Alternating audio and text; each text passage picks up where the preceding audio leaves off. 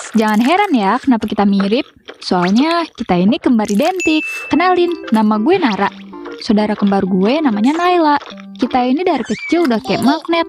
Kemana-mana lengket banget. Soalnya kalau jauhan dikit tuh kayak nggak bisa. Bahkan dari kesukaan makanan, selera baju, musik favorit, semuanya selalu sama. By the way, meskipun kita saudara kembar, gue tuh kakaknya Naila. So, gue ngerasa gue punya wewenang lebih buat ngejagain si Naila. Jadi, kalau ada yang berani ngusilin Naila, ya urusannya sama gue. Oh iya, meskipun kita kembar, bukan berarti semuanya positif dan lancar-lancar aja ya. Pasti ada aja berantemnya. FYI, dari kecil sampai SMP kelas 1, kita tuh sekamar terus. Tapi semenjak kita pernah suka satu cowok yang sama, alias rebutan, akhirnya setelah kejadian itu Naila ngambek dan request ke nyokap bokap buat misahin kamar kita. Dari kejadian itu, gue lebih aware lagi soal percintaan. Sebisa mungkin kita nggak dalam satu radar yang sama. Beranjak ke masa SMA, masa yang katanya dipenuhi romansa cinta dan keseruan remaja, gue sama Naila kebetulan beda sekolahan guys. Ini bukan karena ribut-ribut ya, emang kita berdua punya pilihan sekolah masing-masing aja. Anggap aja gue sekolah di SMA pagar biru, sedangkan Naila di SMA pagar merah. Nah, enak jadi anak kembar tuh selalu ada partner curhat. Yap, luckily kita berdua udah punya pacar tanpa drama rebutan cowok lagi. FYI, pacar gue namanya Sinyo, dia kakak gue. Perawakannya sih manly banget. Tinggi, brewok tipis, rambut pendek keriting. Ya, anak basket abis lah setelannya. Nah, kalau Naila, pacarnya tuh teman sekelasnya dia. Namanya Miki. Tipikal cowok yang gak tinggi sih, tapi menurut gue cukup manis kok. Rambutnya kayak opa-opa Korea gitu, terus kacamataan pula.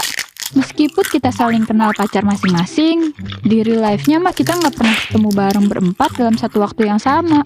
Paling-paling misal cowok gue si Sinyo antar jemput gue buat nongkrong, atau sebaliknya. Dari sini udah kebayang kan gimana urusan percintaan kita berdua? Yap, berusaha masing-masing biar nggak kayak dulu lagi. Sampai suatu ketika, Naila tuh sakit demam dari hari Jumat malam sampai Minggu malam. Nah, yang bikin gawat tuh besok Seninnya dia ada kegiatan pemilihan OSIS. Yang mana si Naila itu nyalon jadi wakilnya, jir. Entah ide dari mana, gue nyeplos gini aja tanpa mikir. Ya udah deh Nay, besok gue ke sekolah lo pas pemilihan OSIS buat gantiin lo. Gimana? Respon Naila saat itu langsung masang muka cengok. Dia kayak ragu gitu sambil ngomong gini. Tapi ini ada speech-nya loh. Kan gue calon wakil ketua OSIS. Jadi gue bakal nyampein vis. Terus gue potong. Stop. Udah gak usah lu jelasin. Biar gue aja yang urus. Terus Naila nanya lagi dong. Lah, terus sekolah lu gimana jir? Bolos. Dan gue cuma cengar-cengir kebingungan. Ya mau gak mau gue bolos sih. Ya, hitung-hitung sesekali lah bolos sekolah sehari demi saudara kembar gue. Kan bukan masalah yang besar. Singkat cerita, pagi harinya gue pergi ke sekolah Naila.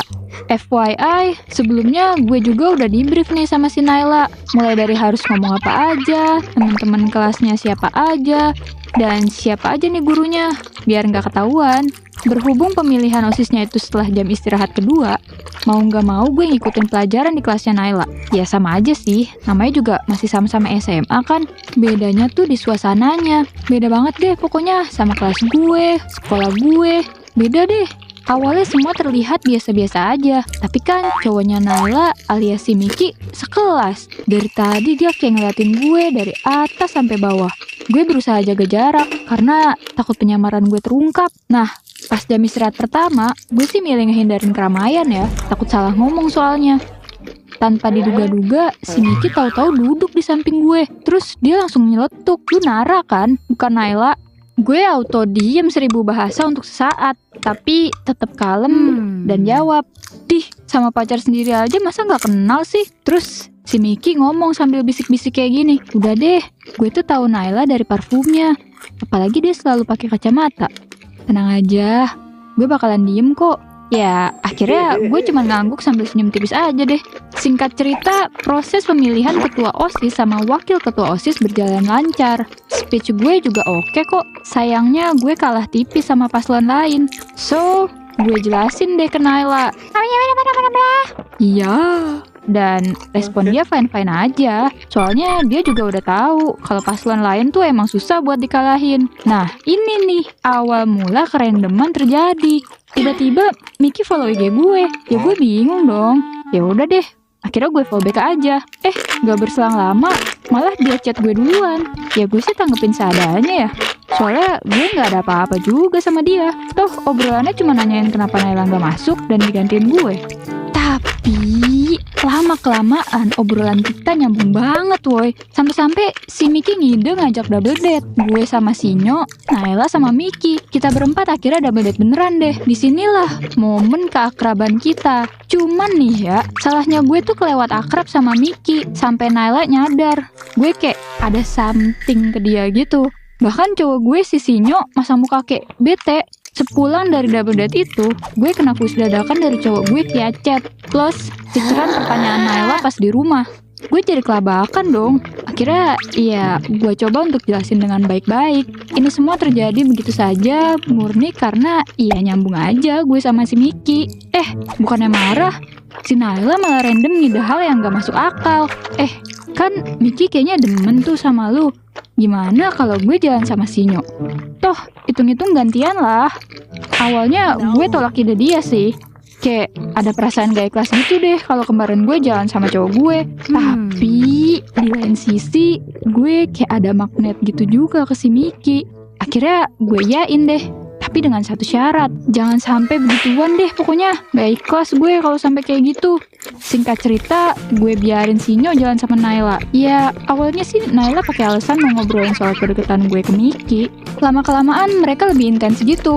Mulai dari fit call, teleponan tiap malam, bahkan kayak tukeran pap. Padahal ke gue aja kagak pernah anjir. Sedangkan gue sama Miki ternyata ya malah kayak sebatas teman aja sih akhirnya. Ya, emang harusnya cuma temen ya. Dia kan cowok kembaran gue. Masa gue ngarep lebih sih?